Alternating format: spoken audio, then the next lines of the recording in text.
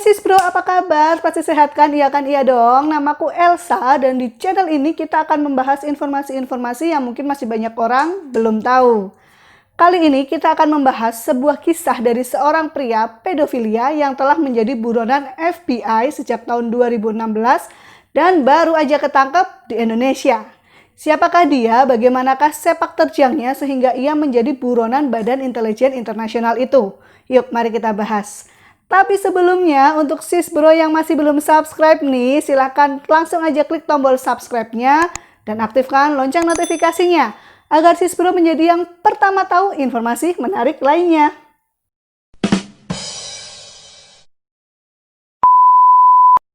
Pria bernama Russ Albert Medlin sempat menjadi perbincangan hangat di kalangan netizen plus 62 nih. Karena ia tertangkap Polda Metro Jaya pada hari Minggu 14 Juni 2020 atas kasus pedofilia.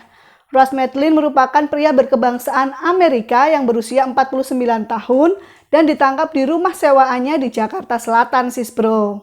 Kasus ini bermula saat tetangganya Russ Medlin tuh curiga. Mereka bertanya-tanya, kenapa ya kok banyak anak kecil yang keluar masuk rumah itu hampir setiap hari. Pasti ya tetangga-tetangga itu pada kepo kan ya, rumah yang mendiami kan warga asing. Masih baru aja pindah, tapi sudah banyak anak-anak kecil yang keluar masuk di situ. Berawal dari curiga, akhirnya para tetangga itu berinisiatif melapor kepada pihak yang berwajib. Takutnya ada kasus kejahatan yang melibatkan anak kecil. Maka kepolisian membentuk tim untuk menyelidiki rumah itu sis bro. Dan benar aja saat menyelidiki nih, kepolisian menemukan 3 anak yang baru saja keluar dari rumah itu. 2 anak berusia 15 tahun dan 1 anak berusia 17 tahun. Maka diselidikilah nih ketiga anak ini, ditanya-tanyain sama Pak Polisi. Dan mereka mengaku bahwa mereka baru saja menerima perlakuan kejahatan seksual dari seorang pria asing. Semakin yakin nih Pak Polisi dan segera nih mereka menggerebek rumah kontrakannya Russ Medlin ini. Dan ya mereka menemukan pria gundul yang tinggi besar seperti di foto ini sis bro. Dan kemudian digelandanglah Russ Medlin ini ke kantor polisi dengan tuduhan dugaan kekerasan seksual terhadap anak di bawah umur. Nah ketika diidentifikasi nih barulah ketahuan bahwa Russ Medlin ternyata merupakan buronan FBI sejak tahun 2016. Russ Albert Medlin ini ternyata seorang residivis kasus penipuan investasi saham Bitcoin senilai 727 juta dolar atau kalau dirupiahkan tuh sekitar 10,8 triliun. Ia sendiri telah menjadi buronan FBI sejak 2016. Pernah juga ia terjerat kasus pedofilia di Amerika sis bro. Dan ia masuk ke Indonesia pertama kalinya di tahun 2019. Dan semenjak itu dia seringkali nih keluar masuk Indonesia dengan visa turis. Jadi kalau visa turisnya habis, maka ia kembali ke Amerika untuk mengurus visanya yang baru, lalu masuk lagi ke Indonesia, dan begitu seterusnya. Russ Medlin sendiri ditetapkan menjadi buronan Interpol Amerika Serikat berdasarkan Red Notice Interpol dengan control number A 10001-11/2016 tertanggal 4 November 2016 dan disahkan di 10 Desember 2019. Nah, saat diperiksa di Polda Metro Jaya nih, Russ Medlin mengaku bahwa ia menyewa jasa penyedia PSK melalui seorang wanita Indonesia berinisial A. Russ Medlin meminta kepada A melalui WhatsApp untuk mencarikan perempuan di bawah umur dan si A itu mengenalkan seorang anak yang masih berusia 15 tahun bernama SS. Nama-nama korbannya sengaja nggak kita sebut ya sis bro, karena kasihan mereka juga kan korban dan juga masih di bawah umur. Nah, si SS ini ngajak 2 orang temennya yang lain bernama LF dan TR yang usianya nggak jauh beda.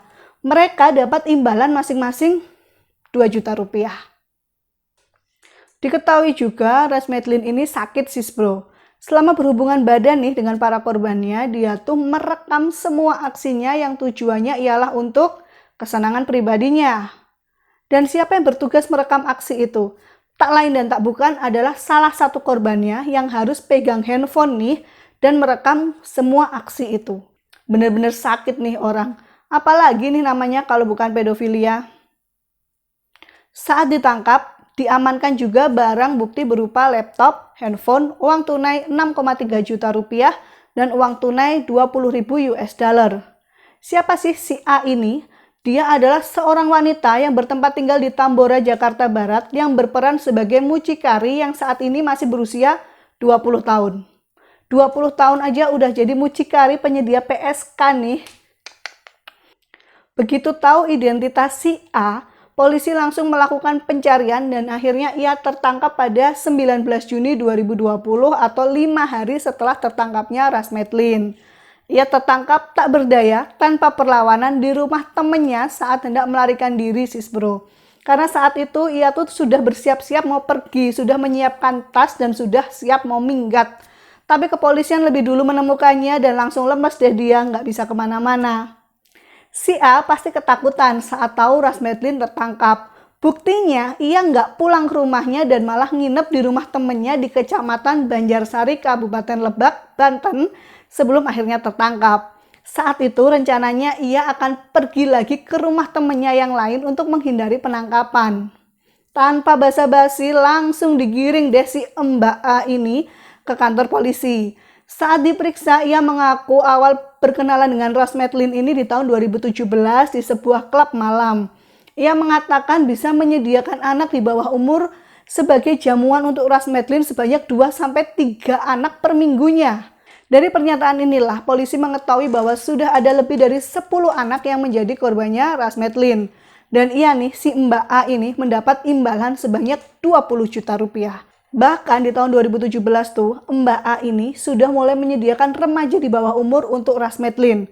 Tahun 2017 berarti si Mbak A masih 17 tahun dong. Si Mbak A ini langsung deh ditetapkan sebagai tersangka. Nah kan, sementara Rasmetlin sendiri mengaku kalau korbannya tuh baru 3 orang sis bro, percaya nggak? Di Amerika Serikat sendiri nih, di Nevada, ia telah 3 kali menjadi tersangka kasus pedofilia sis bro. Di tahun 2004, 2006, dan 2008. Jadi pihak kepolisian tuh menduga akan ada korban-korban baru yang bermunculan di Indonesia. Sejauh ini kasus kekerasan seksual terhadap anak di bawah umur masih ditangani oleh pihak kepolisian Polda Metro Jaya ya. Kita berharap aja nih monster sakit ini dijatuhi hukuman setimpal sis bro. Enak aja dia merusak masa depan anak negeri, ya nggak? Sampai hari ini nih, belum diketahui hukuman apa yang akan dijatuhkan kepada Rasmetlin. Berhubung kejahatannya dilakukan di Indonesia dengan korban warga Indonesia juga, maka kemungkinan besar ia akan menjalani masa hukuman di Indonesia dulu sebelum nantinya akan dikembalikan ke negaranya untuk menjalani hukuman atas kejahatan yang membuatnya menjadi buronan sis bro. Ia dijerat pasal 76 junto pasal 81 Undang-Undang Nomor 35 Tahun 2014 Perubahan Undang-Undang 23 Tahun 2002 dengan ancaman hukuman penjara paling singkat 5 tahun penjara dan paling lama 15 tahun penjara dengan denda sebanyak 5 miliar rupiah.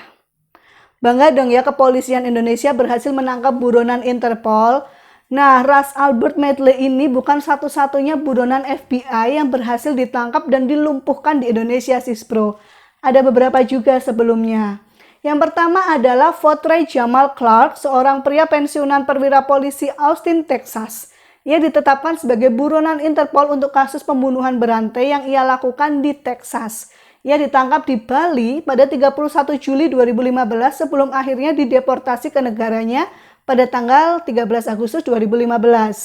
Kemudian ada Pratapan Tavaraja, semoga nggak salah ucap ya sis bro ya, pelafalannya ada di sini nih, namanya ada di sini nih. Ia merupakan seorang warga Sri Lanka berusia 34 tahun yang berhasil ditangkap di Bandara Soekarno-Hatta saat akan terbang ke Kuala Lumpur. Diketahui dia ini telah lama berada di Indonesia. Saat itu ia dituduh memasok komponen militer dan menyuap pejabat Amerika Serikat dan telah dijatuhin vonis 15 tahun penjara yang dikeluarkan oleh Pengadilan Distrik New York.